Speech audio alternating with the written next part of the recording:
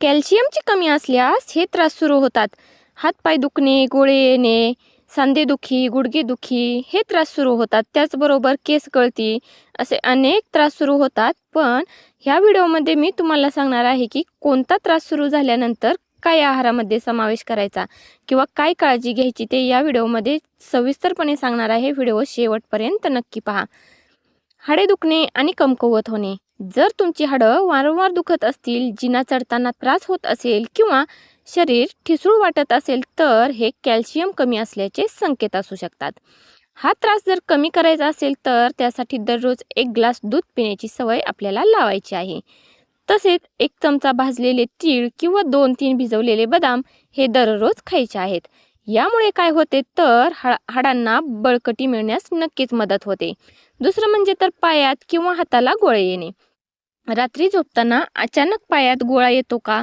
अचानक स्नायू ताणले जातात का? हे देखील कॅल्शियम कमी असल्याचीच लक्षणे असू शकतात. यासाठी काय करायचंय तर दररोज सकाळी भिजवलेले बदाम हे नक्की खायचे आहेत आणि आहारामध्ये दही, ताक याचा समावेश करायचा आहे. यामुळे काय होते तर स्नायूंना आवश्यक पोषण मिळते. त्याचप्रमाणे सतत थकवा आणि कमजोरी जाणवत असेल तर काम फारसं नाही केलं तरी देखील शरीर थकल्यासारखं वाटत असेल तर ऊर्जा कमी झाल्यासारखी वाटत असेल तर अशा वेळी शरीरात कॅल्शियम कमी असण्याची दाट शक्यता असते. दररोज पालेभाज्या खायच्या आहेत, जसे की पालक, मेथी, शेपू यांचा आहारामध्ये नक्की समावेश करायचा आहे. त्याचबरोबर ताक किंवा पनीर खाल्ल्याने देखील नक्कीच फायदा होतो. तसेच दात कमजोर होतात. दात दुखणे किंवा हलणे, वारंवार दाताच्या समस्या होणे हे देखील एक कारण असू शकते. यासाठी दररोज दूध नक्की घ्यायचं आहे. तसेच तीळ आणि दही नियमित खाल्ल्यास दातांना बळकटी मिळते. म्हणून हे छोटे छोटे बदल करून नक्की पाहायचे आहेत. नख पातळ आणि तुटणं. नख पटकन तुटत असतील, नख पातळ आणि कमजोर वाटत असतील तर हे देखील कॅल्शियम कमतरतेचंच एक लक्षण असू शकते. यासाठी काय करायचंय तर आहारात हिरव्या भाज्या आणि बदाम याचा नक्की समावेश करायचा आहे. त्याचप्रमाणे पुढचं काय आहे चला पाहूयात तर कोणता त्रास होतो? सांधेदुखी, गुडघे, खांदेदुखी किंवा हातपाय दुखत असतील तर ते फक्त वयामुळेच दुखत असतील असं नाही.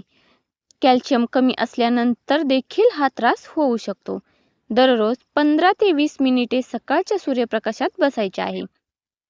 यामुळे काय होते तर शरीराला व्हिटॅमिन डी मिळते आणि कॅल्शियम शोषण नीट होते. हातपाय बधीर होणे किंवा झिंझिण्या येणे. कधी कधी हातपाय सुन्न होतात किंवा झिंझिण्या देखील येतात. हेही कॅल्शियम कमी असल्याचे संकेत असू शकतात. यासाठी काय करायचंय तर संतुलित आहार घ्यायचा आणि दूध, दही, पनीर याचा आहारामध्ये नक्की समावेश करायचा आहे. हृदयाचे ठोके अनियमित होणे. कधी कधी अचानक हृदयाचे ठोके जास्त वेगाने जाणवतात का? छातीत धडधड वाढल्यासारखी वाटते का? असे जर वारंवार होत असेल तर शरीरामध्ये कॅल्शियमची कमतरता असू शकते. कारण कॅल्शियम हृदयाच्या स्नायूंनाही व्यवस्थित काम करण्यास मदत करते. हा त्रास कमी करायचा असेल तर दररोज दूध किंवा ताक घ्यायचा आहे. तसेच पनीर आणि तीळ याचा देखील आहारात नक्की समावेश करायचा आहे आणि शक्य असल्यास दररोज थोडा व्यायाम करायचा आहे. त्याचप्रमाणे केस गळती वाढणे. अचानक जर जास्त प्रमाणात गळत असले केस तर किंवा केस पातळ आणि कमजोर होत असेल तर हेही कॅल्शियम कमी असल्याचेच लक्षण असू शकते. शरीरात आवश्यक पोषण कमी पडल्यास त्याचा परिणाम केसांवर देखील होतो. यासाठी रोज पालेभाज्या, बदाम आणि दही घ्यायचं आहे.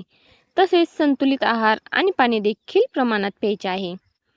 तसेच जखम लवकर न भरून येणे. लहानशी जरी जखम झाली तरी ती भरून येण्यासाठी जास्त वेळ लागतो का? लागल्यानंतर त्वचा हळूहळू बरी होते का? असे वारंवार जर होत असेल तर शरीरात आवश्यक पोषणाची कमतरता असू शकते. त्यामध्ये कॅल्शियमचाही सहभाग असतो. कॅल्शियम शरीराच्या पेशी आणि ऊती मजबूत ठेवण्यास नक्कीच मदत करते. हा त्रास कमी करण्यासाठी दररोज दूध किंवा दही घ्यायचं आहे. तसेच पनीर, तीळ आणि बदाम याचा आहारात नक्की समावेश करायचा आहे. संतुलित आहार आणि पुरेसं पाणी घेतल्याने शरीर लवकर बरे होण्यास नक्कीच मदत होते. या त्रासामधील तुम्हाला जर कोणता त्रास जाणवत असेल तर आजपासूनच आहारामध्ये याचा समावेश करून नक्की पहा. आणि हा व्हिडिओ जर माहितीपूर्ण वाटला असेल तर तुमच्या मित्रांना, परिवाराला नक्की शेअर करा.